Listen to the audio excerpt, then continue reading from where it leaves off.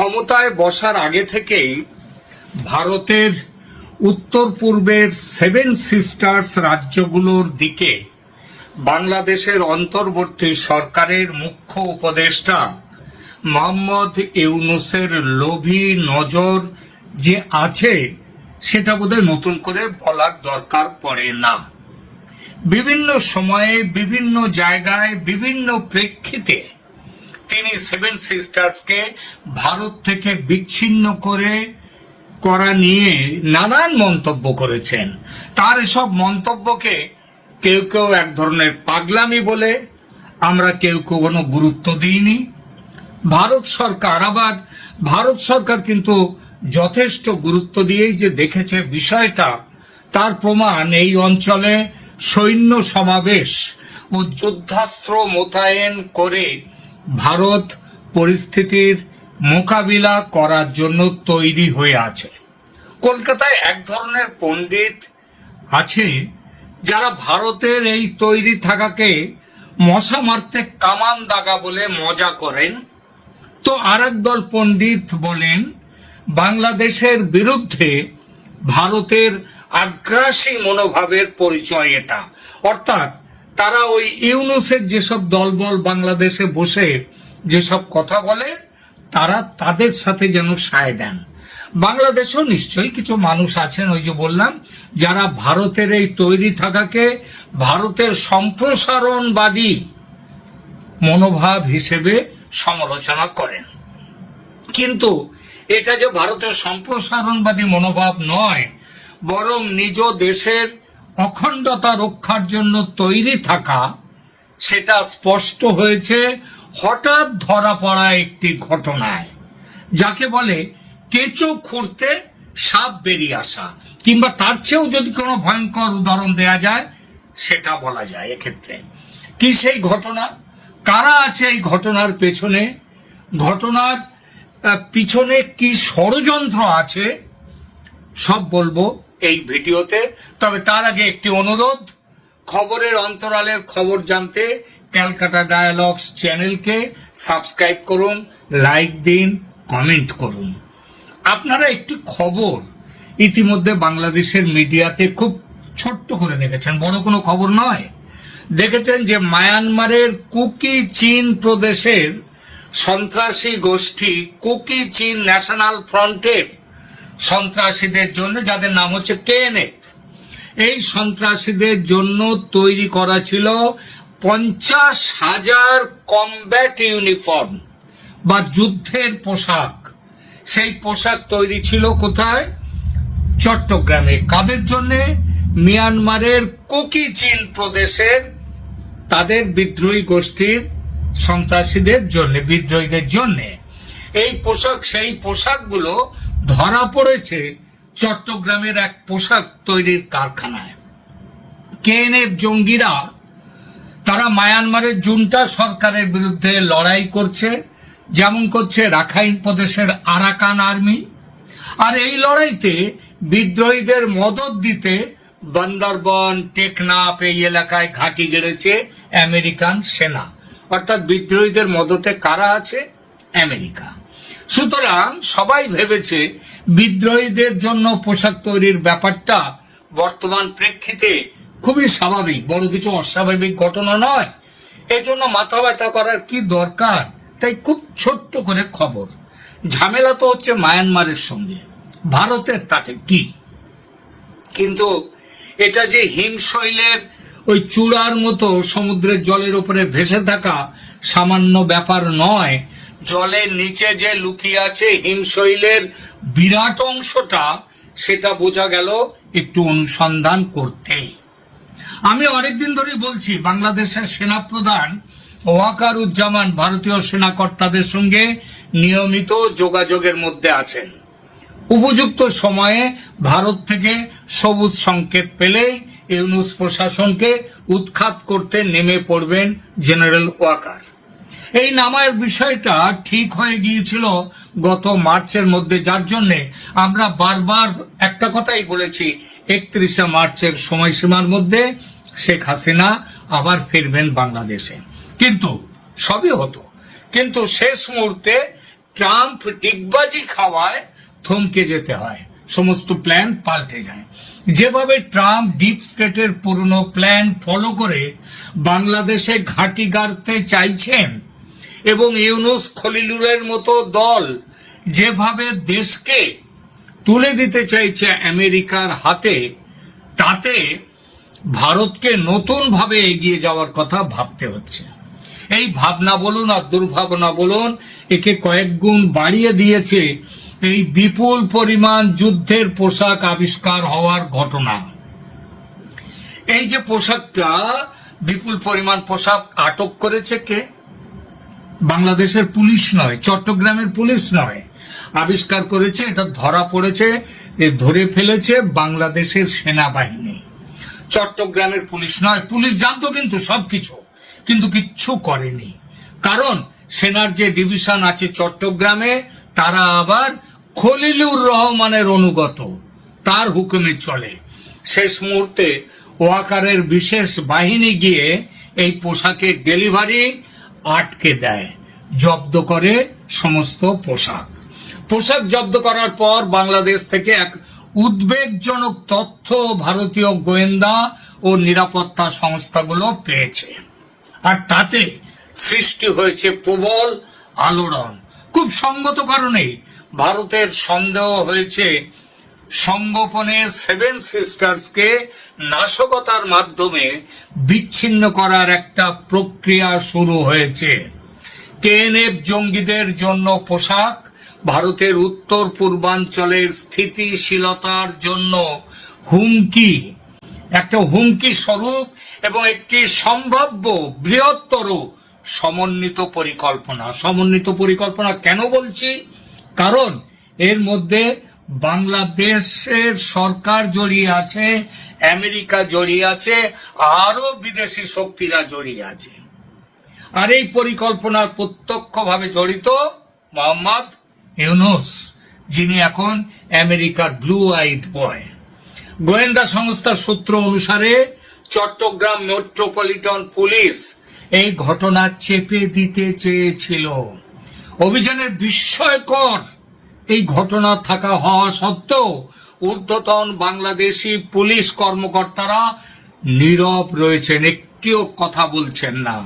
তাদের জন্য কথা বলবার জন্য চাপ দেয়া হলে, সাংবাদিকরা প্রশ্ন করলে উপর থেকে আদেশ আছে কথা না বলার, এই জবাব দিয়ে চুপ করে গিয়েছেন।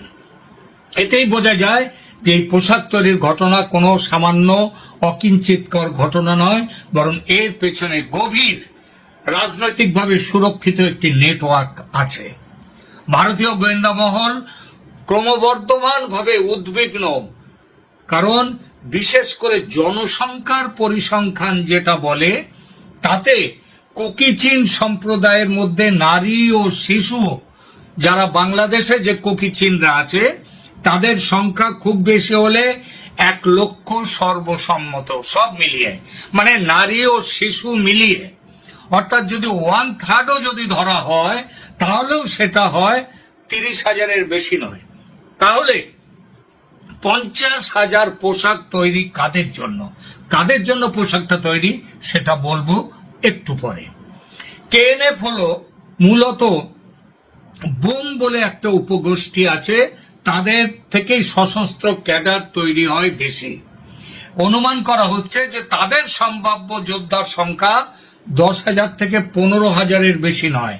তাহলে 50,000 পোশাক কাদের জন্য? এটা একটা গুরুত্বপূর্ণ প্রশ্ন। ভারতীয় গোয়েন্দা সংস্থাগুলো এই প্রশ্নের উত্তর খুঁজে বের করার চেষ্টা করছে যে কেন 50,000 যুদ্ধের পোশাক তৈরি করা হলো, যা সম্ভাব্য যোদ্ধার যা সংখ্যা বাংলাদেশ থেকে 10,000-এর বেশি হতে পারে না, 10 থেকে 15,000, তার বেশি, তার প্রায় 4-5 গুণ এই পোশাক তৈরি কেন হলো? এই পোশাক তাহলে কারা পরবে? কাদের জন্য এই পোশাকের অর্ডার কে দিয়েছিল, এবং এই পোশাক কে তার মাল ডেলিভারি নেবে?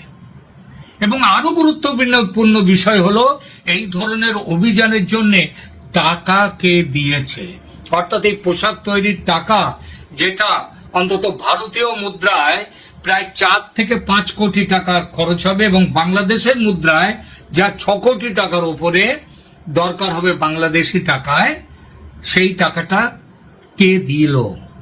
তাহলে কি এটি একটা বৃহত্তর, একটা বড়সড় প্রক্সি যুদ্ধের লক্ষণ? সরাসরি যুদ্ধে না গিয়ে নন স্টেট অ্যাক্টরদের দিয়ে বা সন্ত্রাসীদের দিয়ে যুদ্ধ করার পরিকল্পনা আমরা দেখেছি। পাক অকুপাইড কাশ্মীর থেকে চলে আসছে, কাশ্মীরে আমরা দেখেছি নন স্টেট অ্যাক্টরদেরকে দিয়ে লড়াই। এবার তাহলে কি বাংলাদেশও পাকিস্তানের মতো এইবার নন স্টেট অ্যাক্টর অর্থাৎ সন্ত্রাসীদের দিয়ে লড়াই শুরু করতে চলেছে? ভারতীয় যারা বিশ্লেষক, কৌশলগত যারা বিশ্লেষক, তারা এটাকে বলছেন বাংলাদেশের অভ্যন্তরীণ বিদ্রোহ নয়, এটা তার চেয়ে আরো অনেক বড় কিছু একটা ব্যাপার, এবং এর পেছনে বড় মাথা আছে যারা টাকা দিচ্ছে এবং সমস্ত কিছু তৈরি করছে, অর্থাৎ বিদেশি শক্তি আছে এর পেছনে। এবং উল্লেখ করা যেতে পারে, সন্দেহ করা হচ্ছে ডিপ স্টেটের সেই পুরনো প্ল্যান আমেরিকার, সেটা হচ্ছে কুকি চীনদেরকে নিয়ে তাদের ভারতের অংশ, বাংলাদেশেরও কিছু অংশ, বাংলাদেশ তাকে নিজেদের অংশ দিয়ে দিলেও তার কোনো আপত্তি নেই, আমেরিকা চাইলে পুরো বাংলাদেশ তাদেরকে দিয়ে দিতে পারে, এই সবগুলো, এবং মায়ানমারের অংশ নিয়ে তারা একটি খ্রিস্টান রাজ্য তৈরি করার যে প্ল্যান, সেই প্ল্যানের অংশ আছে বলে ভারতের এখন স্পষ্ট সন্দেহ।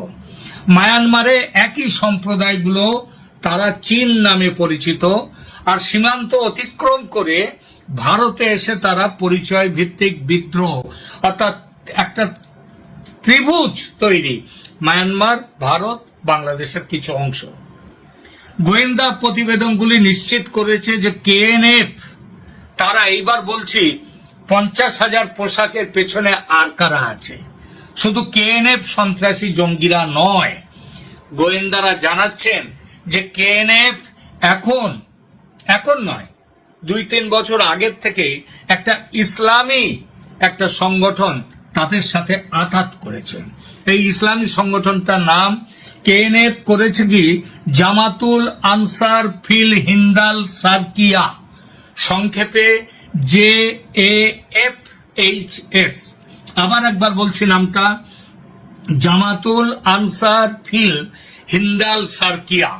এর সদস্যদের প্রশিক্ষণ এবং অস্ত্র সরবরাহ করছে কেএনএফ, এবং এরা একটি নবগঠিত ইসলামী চরমপন্থী সংগঠন, যা ঢাকায় ওই যে জেল বৈঠকের সময়, সমন্বিত সব জেলের সন্ত্রাসীদের যে বৈঠক, সেই বৈঠকের সময় আনসারুল্লাহ বাংলা টিম বা এবিটি, নব্য জেএমবি এবং হুজির কর্মীরা একত্র হয়ে তৈরি করেছে এই নতুন সংগঠন JAFHS। কেএনএফ এর মতো জাতিগত বিচ্ছিন্নতাবাদী গোষ্ঠী এবং JAFHS এর মতো উগ্র ইসলামপন্থী গোষ্ঠী, এরা এক হয়ে কাজ করছে, এটা একটা বিপজ্জনক মিশ্রণের কিন্তু ইঙ্গিত দিচ্ছে, যা ভারতের পূর্ব সীমান্তের জন্য একটি অস্থির হাইব্রিড হুমকি তৈরি করছে। কেএনএফ প্রথম নজরে আসে যখন, কবে জানেন, 2023 সালের মে মাসে, যখন বান্দরবানে 2 বাংলাদেশি সেনাবাহিনীর সৈন্যকে তারা ধরে নিয়ে গিয়ে মৃত্যুদণ্ড দেয়। ঘটনার পর বাংলাদেশের নিরাপত্তা সংস্থাগুলো প্রকাশ করে যে কেএনএফ 2022 সালের অক্টোবরের প্রথম দিকে, কবে, 2022 সালের অক্টোবরের প্রথম দিকে ভারতীয় সীমান্তের ঠিক ওপারে পার্বত্য চট্টগ্রামে, মানে চট্টগ্রাম হিল ট্র্যাক্টে, সেখানে JAFHS এই বিদ্রোহীদের জন্য যুদ্ধ এবং অপারেশন প্রশিক্ষণ তারা পরিচালনা করেছিল। তাহলে বুঝছেন এদের সাথে কবে থেকে যোগ, এতদিন সেটা গোপন ছিল, শেখ হাসিনার আমলে তারা মাথা তুলতে পারেনি, কিন্তু এখন তারা মাথা তুলেছে। স্থানীয় জাতিগত মিলিশিয়া এবং জিহাদি নেটওয়ার্কগুলির মধ্যে এই উদ্বেগজনক যে মিলন, তাদের এটা ভারতীয় সংস্থাগুলোকে উত্তর পূর্বাঞ্চলের জন্য, বিশেষ করে মিজোরামের জন্য হুমকির পুনর্মূল্যায়ন করতে বাধ্য করেছে। অর্থাৎ আগে যতটা নিশ্চিন্ততা ছিল ভারতের শেখ হাসিনার আমলে, সেটা আর নেই। এখন নতুন করে মূল্যায়ন করা হচ্ছে কিভাবে কি করতে হবে। ভারতীয় পর্যবেক্ষকরা কয়েকটা কঠিন প্রশ্নের উত্তর খুঁজছেন। অন্তর্বর্তীকালীন সরকারের আড়ালে অঞ্চলটিকে অস্থিতিশীল করে তোলা এবং ছায়াযুদ্ধের জন্য ক্ষেত্র প্রস্তুত করার এই যে পুরো পরিকল্পনা, এই পরিকল্পনাটার পুরো হিসাবটা তারা চাইছে। দ্বিতীয়ত, কেএনএফ কি কেবল একটি ফ্রন্ট, যার পর্দার আড়াল থেকে কোনো আঞ্চলিক শক্তি বা বিদেশি শক্তি তারা পরিচালনা করছে এই কেএনএফকে? 3 নম্বর, দক্ষিণ এশিয়ার এই নতুন মহা খেলার মূল হোতা কি আমেরিকা নাকি আরো কেউ? অন্তর্বর্তী সৎকালীন সরকারের প্রধান মোহাম্মদ ইউনূসের পশ্চিমা স্বার্থের সাথে, বা আরো পরিষ্কার করে বললে আমেরিকান স্বার্থের সাথে কথিত যোগসূত্র সম্পর্কে বাংলাদেশে ফিসফিসানি যত জোরদার হচ্ছে, ভারতীয় সংস্থাগুলিও এই অঞ্চলে ক্ষমতার পরিবর্তনশীল গতিশীলতা সম্পর্কে নতুনভাবে চিন্তা করতে বাধ্য হচ্ছে। এক সময় যা অভ্যন্তরীণ অস্থিতিশীলতা বলে মনে হতো, তা এখন একটি বৃহত্তর ভূ রাজনৈতিক চক্রান্তের অংশ বলে মনে হচ্ছে। সাম্রাজ্যবাদী এজেন্ডা পূরণকারী একটি নিয়ন্ত্রিত বিশৃঙ্খলা তৈরি করবার জন্য বাংলাদেশে একটি সরকার পতন ঘটিয়েছে এবং সেই সরকারের আড়াল দিয়ে তারা ওই অঞ্চলটাতে ছড়িয়ে পড়ছে। বাংলাদেশের জাতিগত বিদ্রোহ, ইসলামপন্থী সন্ত্রাসবাদ এবং রাজনৈতিক কারসাজির ক্রমবর্ধমান সংযোগের পরিপ্রেক্ষিতে নয়াদিল্লি কিন্তু নড়ে চড়ে বসেছে। কূটনৈতিক যোগাযোগ বৃদ্ধি, সীমান্তে গোয়েন্দা তথ্য বৃদ্ধি এবং যে কোনো সম্ভাব্য পরিণতির জন্য সামরিক আকস্মিক পরিকল্পনা শুরু করতে পারে বলে খুব নির্ভরযোগ্য সূত্র থেকে জানতে পারছি। মানে হঠাৎ যুদ্ধে ঝাঁপিয়ে পড়া, একেবারে গোড়াতেই কেটে দেয়া। সীমান্ত জুড়ে কেএনএফ এবং জেএফএইচএস কর্মীদের গতিবিধি পর্যবেক্ষণের জন্য মিয়ানমার এবং আঞ্চলিক মিত্রদের সাথে সমন্বয় জোরদার করা হয়েছে ইতিমধ্যে। খেয়াল করবেন, মিয়ানমারের সাথেও কিন্তু সম্পর্ক রেখেছে ভারত এই ব্যাপারটাতে।